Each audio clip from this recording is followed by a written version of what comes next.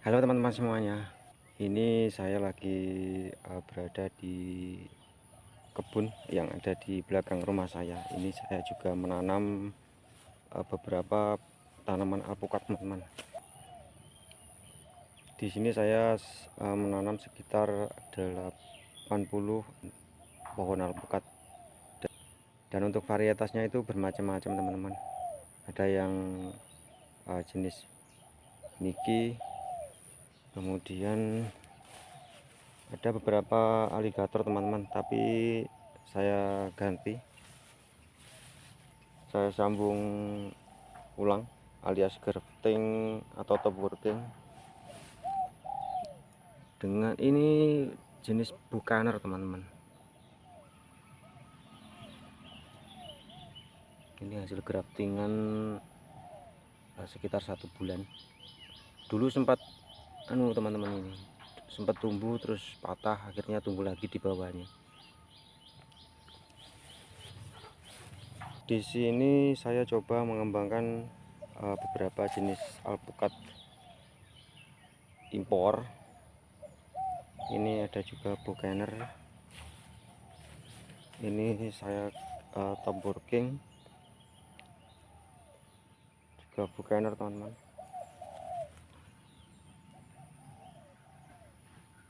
Di sini mayoritas bukaner sub 034 sama itu, teman-teman, TA21. ini juga hasil top working. Sebenarnya hari ini rencana saya juga mau top working, teman-teman. Ini mau saya lepas juga, takutnya nanti bingket ini. Ini sudah berusia sekitar 2 bulan, teman-teman. Kalau sudah tumbuh seperti ini, sekian hari kian membesar. Oh ya, teman-teman, ini adalah jenis alpukat juba.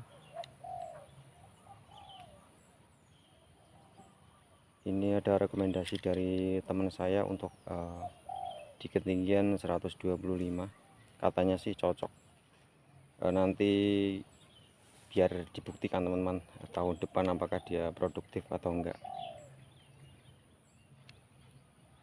Kalau tidak bisa produktif, ya terpaksa saya ganti lagi.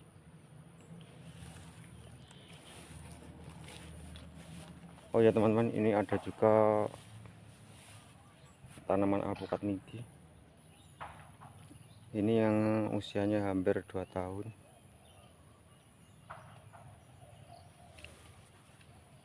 Nah, di sini, teman-teman, di kebun saya ini dominan saya kasih kohe sapi.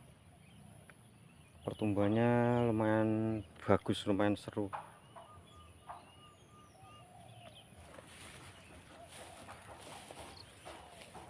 Ini sambung himpit. Teman-teman, hari ini saya ajak panjenengan semua jalan-jalan. Begini, teman-teman, kalau treatmentnya itu harus sering itu tunas, harus sering dibersihkan biar tanaman terfokusnya untuk menyatukan kambium ini, teman-teman. Tanda-tanda kalau belum nyambung, nah itu seperti ini, itu masih kuncupnya itu masih kelihatan seperti bibit awalnya, belum ada perubahan. Ini tanda-tanda kalau jenengan nggak bisa melihat dari sini, bisa dilihat dari pucuknya. Ini kan masih asli bawaan bibit, jadi belum bisa dipatahkan atau belum bisa dipotong di sini. Nanti saya tunjukkan, teman-teman, ada beberapa tanaman yang sudah nyambung alias sudah hidup. Memang di sini saya sengaja uji coba, teman-teman, beberapa varietas alpukat yang nantinya mungkin saja akan saya kembangkan lagi bila tanaman-tanaman tersebut bisa produksi tinggi atau produktivitasnya tinggi.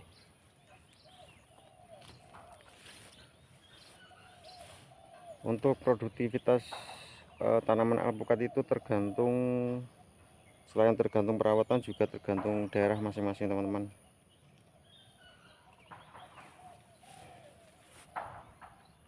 Makanya sebagai pekebun saya juga harus terus belajar. Ini juga hasil top working teman-teman. Ini adalah hasil himpit, tapi nggak bersamaan ini teman-teman. Mungkin selisih 2 minggu. Nah teman-teman, seperti inilah pertumbuhan sambung himpit yang indikasinya sudah nyambung alias hidup. Berbeda sekali teman-teman. Kalau yang ini belum ada tanda-tanda bersatunya 2 kambium. Beda dengan yang ini teman-teman. Memang beda usia teman-teman. Beda hari, beda tanggal. Nanti bisa dicek. Ini adalah untuk pembelajaran untuk kita semua teman-teman. Bagi yang belum memiliki keberanian atau kemampuan untuk sambung, terutama top working, maka ini adalah salah satu metode simple yang kemungkinan keberhasilannya sangat tinggi. Bisa jenengan lihat.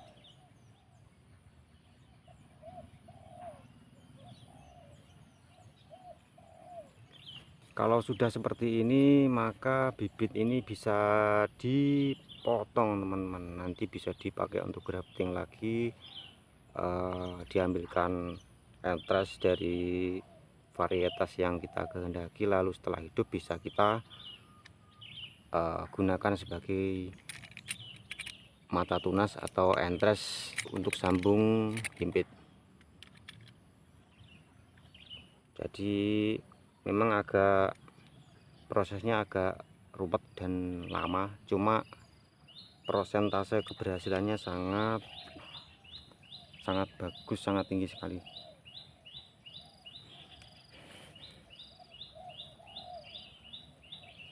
Tunasnya banyak sekali teman-teman.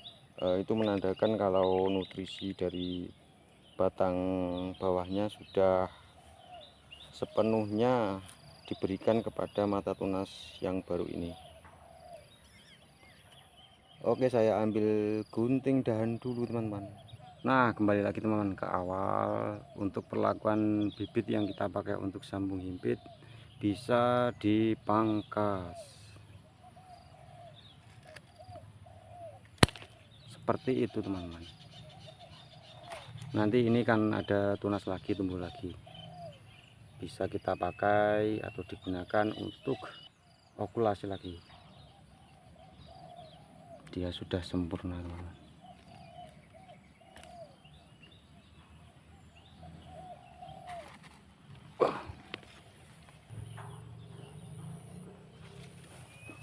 Kalau seperti ini kasusnya, ini kebanyakan teman-teman, kebanyakan batang utama.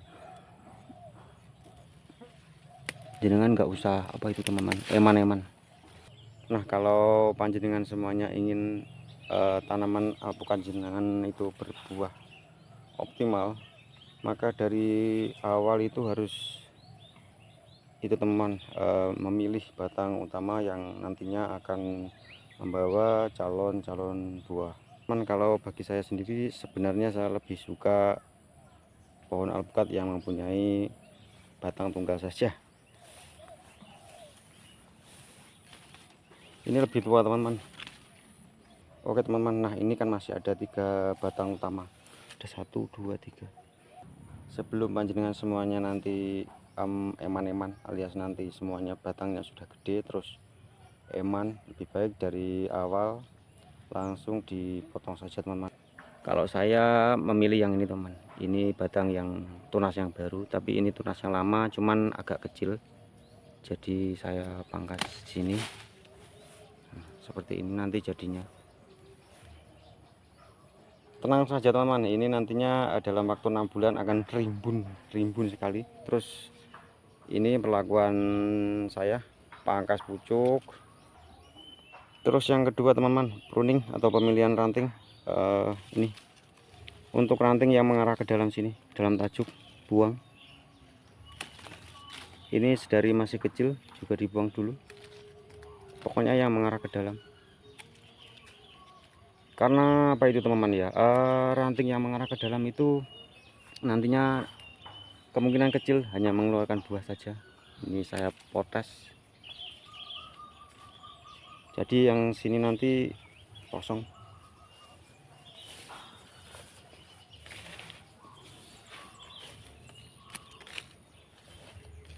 Nah teman-teman, ini sedikit juga rahasia. Kalau untuk ranting yang kecil imut seperti ini dipelihara saja teman-teman.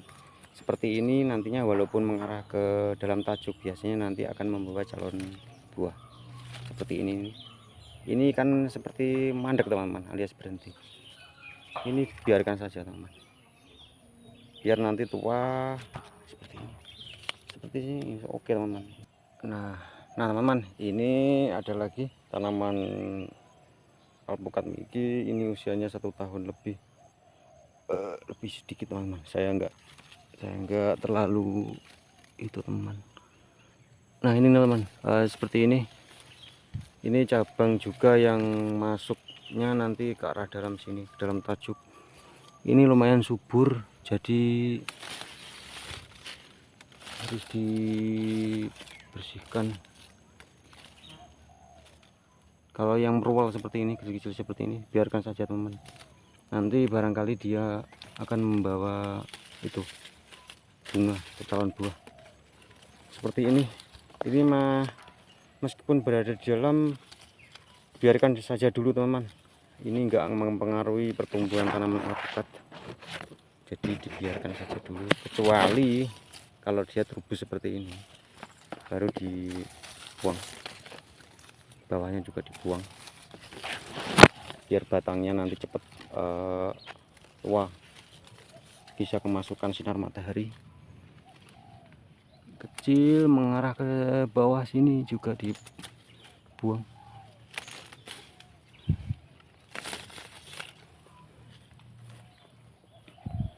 Sepertinya sudah oke teman-teman, jadi nggak perlu apa itu terlalu ekstrim. Kalau cabangnya cuma tunggal seperti ini gampang teman-teman. Insya Allah nanti juga gampang cara membuahkannya. Oke, kita lanjut. Ini juga ada tanaman Mickey, ranting yang masuk ke dalam tunas air yang baru. Kalau seperti ini, mandek-mandek seperti ini, biarkan dulu saja. Ini teman-teman, ini subur sekali. Ini buang. Ini adalah hasil top working teman-teman. Ini saya pakai antrasnya Juba. Ini sudah saya pruning. Ini adalah jenis alpukat Mickey. Ini usia belum genap 2 tahun teman-teman. 1 tahun mungkin lebih, kalau 2 tahun belum genap. Berikut ada tanaman ini, alpukat bonsai. Ini bonsai. Ini juga alpukat Mickey. Wah, seperti ini. Ini alpukat jenis Mickey teman-teman.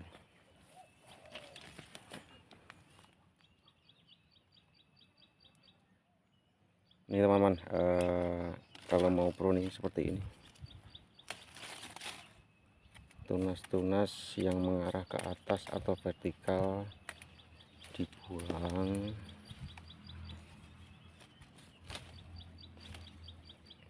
Ini nanti akan mempunyai 3 batang utama teman-teman. Yang ini sudah lebih 2 tahun teman-teman. Ini sudah berbunga 1 kali tapi belum jadi. Ini sudah habis pruning tapi sudah terubus kembali. Tapi bila dilihat dari percabangannya nggak ada yang itu teman-teman, gandeng atau tempuk.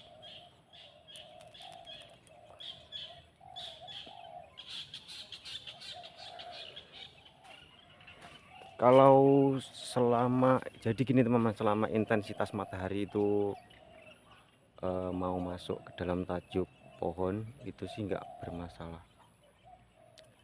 Terutama yang saya pelihara itu ini teman-teman, ranting-ranting yang kecil-kecil. Biasanya mereka akan membawa bakal bunga. Kalau seperti ini nggak produktif teman-teman, bisa dikurangi. Tuh, udah ketinggian teman-teman. Ini teman-teman, ini cabang yang mengarah ke atas dan dominan membesar. Ini nantinya akan saya pangkas. Kalau pakai gunting nggak mampu, ini saya pakai gergaji nanti. Untuk percabangannya juga lumayan banyak gembel. Nah hasilnya seperti ini teman-teman, yang saya harapkan itu cabangnya itu banyak, cuma itu nggak tumbuh, dia nggak tumbuh, jadi stuck atau berhenti. Dan ini akan memungkinkan tumbuh bunga. Beda kalau seperti ini teman-teman, ini kan tumbuh tapi ini nggak gandeng, nggak tempuk, jadi dibiarkan dulu. Untuk cabang-cabang ranting yang ada di dalam tajuk semuanya macet, itu bagus menurut saya teman-teman, bagus, cukup bagus.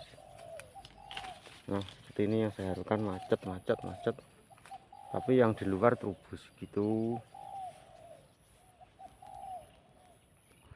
2 tahun lebih, kalau 3 tahun belum genap teman-teman, karena saya memulai menanam di sini itu sekitar 3 tahun yang lalu.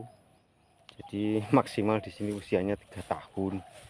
Kalau yang ini hampir 2 tahun. Ini saya pentang teman-teman.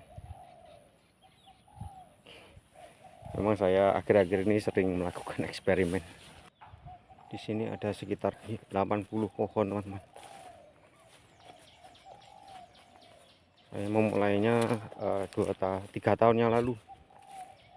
Tapi tanamnya itu enggak serempak.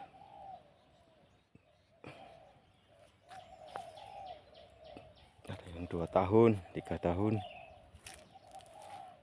Ini varietas niki.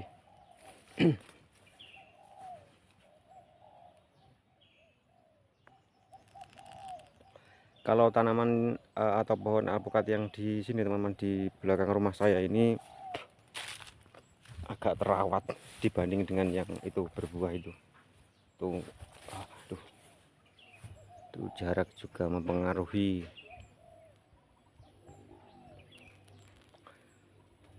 Oke, bagi teman-teman yang sudah terlanjur berkebun alpukat atau hendak melakukan penanaman alpukat, sebaiknya itu kalau nggak mau mengeluarkan apa itu teman-teman, dana yang banyak, sekiranya mencoba dulu beberapa pohon. Kalau mampu tambah lagi, jangan sekaligus nanam langsung 1000 pohon, karena nanti takutnya itu biayanya membludak teman-teman. Kan untuk pemula itu belum mengetahui karakteristiknya tiap-tiap tanaman alpukat. Jadi ada yang ginjah, ada yang suka diperlakukan seperti ini, seperti itu, jadi macam-macam teman-teman.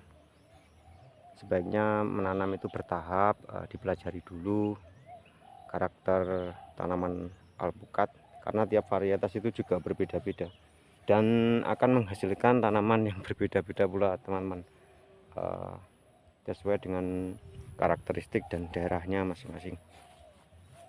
Saya juga demikian teman-teman, saya pun juga demikian teman-teman. Saya belajar menanam alpukat sekitar 5 tahun yang lalu. Terus waktu itu saya hanya percaya kepada penjual bibit, dan ya seperti itulah, akhirnya banyak terjadi top working.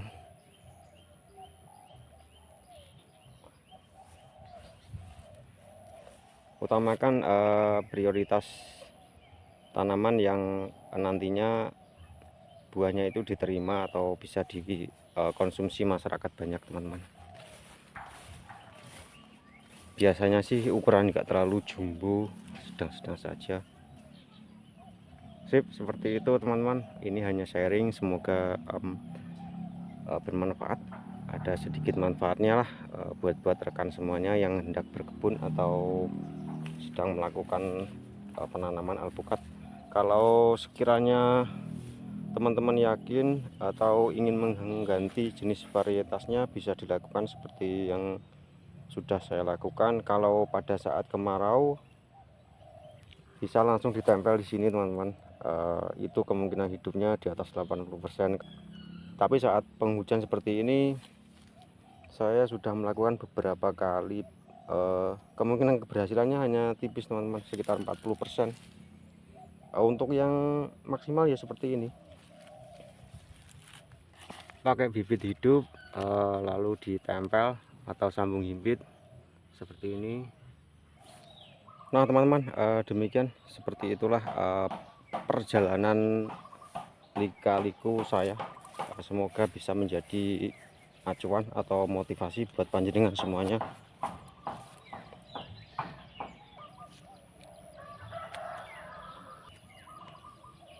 Semangat berkebun untuk Indonesia, beravokado.